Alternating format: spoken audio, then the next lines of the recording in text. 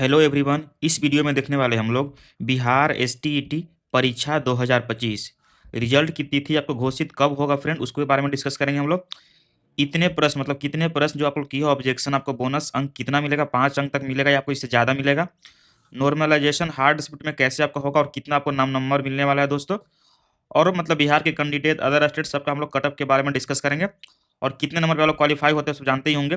मैं आपको बता दूं कि बहुत लोग का क्या हो रहा है ना कि 2 नंबर, किसी का 3 नंबर, 4 नंबर, 5 नंबर, 6 नंबर कम है, तो क्या उनको बोनस अंक मतलब पास कराएगा या फिर आपका नॉर्मलाइजेशन कराएगा पास, आपको सारा डिस्कस करने वाले हैं। तो हम लोग पहले स्टार्ट करते हैं, देखिएगा फिर रिजल्ट के बारे में समझते हैं।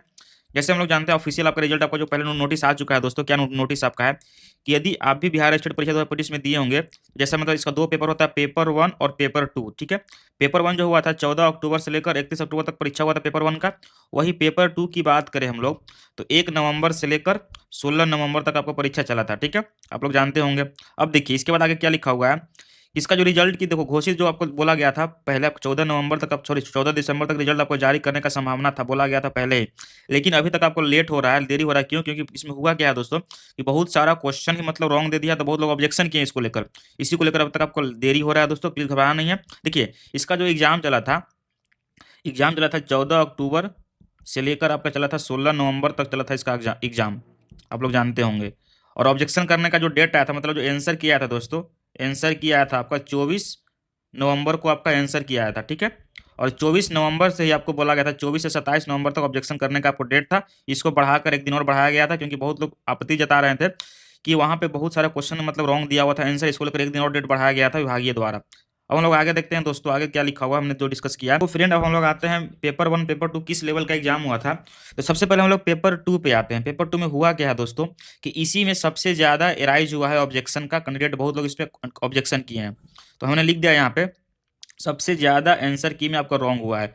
अगर सब्जेक्ट की बात करें दोस्तों, अगर फिजिक्स की बात करें या केमिस्ट्री की बात करें, कंप्यूटर की बात करें, ठीक है, या फिर उर्दू की बात करें, सभी में बहुत सारे क्वेश्चन का आंसर भी रॉन्ग दिया हुआ है। आउट ऑफ सिलेबस तो पूछा ही था, लेकिन मतलब क्वेश्चन तो हार्ड पूछा ही था आपका, यूजीसी नेट लेवल का क्वेश्चन पूछा था दोस्तों। लेकिन इससे पूछने के बाद भी क्या हुआ है ना कि आंसर की ही रॉन्ग दे दिया है। मतलब किसी का होना चाहिए था ए आंसर तो बी दिया हुआ है, किसी का बी होना चाहिए तो सी दिया हुआ है, इस तरह।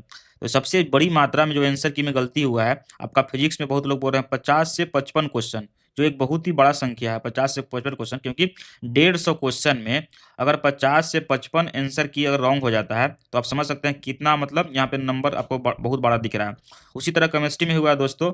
बहुत लोग बोल रहे हैं कि इसमें क्वेश्चन जो तू बोल रहा है 30 से 35 क्वेश्चन ऐसा है। उसी तरह कंप्यूटर का भी वही हाल है, उर्दू का भी वही हाल है, मैथ का भी वही हाल है, ठीक है।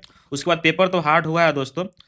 नॉर्मलाइजेशन आपको शिफ्ट वाइज होगा, जाहिर सी बात है। किस पेपर में कितना हार्ड था तो आपको सिंपल आपको हो जाएगा। अब देखिए ग्रेस मार्क की बात करें हम लोग तो बहुत सारे क्वेश्चन भी रॉन्ग हुआ है, तो उस केस में आपको 5 से 7 ग्रेस मार्क मिलने वाला है। वही पेपर 1 की बात करें, यहाँ पे आपको 1 से 2 मार्क आपको ग्रेस मार्क मिलेगा दोस्तों। और जाहिर सी बात है आपका नॉर्मलाइजेशन भी आपका शिफ्ट वाइज होगा पेपर 1 में भी। यहाँ जो क्वेश्चन था आपका मॉडरेट था, क्योंकि 2023 का और 2024 का जो क्वेश्चन उठाओगे ना तो वैसा ही क्वेश्चन आपको पूछा गया 2025 में दोस्तों। इसका सिलेबस आपका दिया हुआ है, सिलेबस मतलब जो आपका था ना वही उसी से आपको क्वेश्चन आया, बस इंग्लिश को छोड़कर, क्योंकि इंग्लिश का जो पेपर था ना काफी टफ था। एसएससी सीजीएल लेवल का क्वेश्चन पूछ दिया दोस्तों इंग्लिश का। अगर हम लोग बात करें इंग्लिश का, पेपर 1 की बात कर रहा हूँ, इंग्लिश का काफी हार्ड क्वेश्चन था, एसएससी सीजीएल लेवल का क्वेश्चन पूछ दिया था वहाँ पे। अब हम लोग आगे चलते हैं दोस्तों। तो फ्रेंड अगर हम लोग रिजल्ट की बात करें तो विभागीय द्वारा बोला गया था कि दिसंबर के सेकेंड वीक में आप लोग का रिजल्ट घोषित किया जाएगा। लेकिन ऑब्जेक्शन एराइज करने के कारण मतलब बहुत सारा कैंडिडेट ऑब्जेक्शन किए हैं पेपर 2 को लेकर, खास करके पेपर 2 को लेकर। तो इसको लेकर आपका रिजल्ट थोड़ा डिले हो सकता है दोस्तों, और ये आपका लास्ट दिसंबर तक आपको जा सकता है, मैक्सिमम टू मैक्स। तो आपको मतलब दिसंबर के अंतिम सप्ताह में आपको रिजल्ट एकदम कन्फर्म आ जाएगा।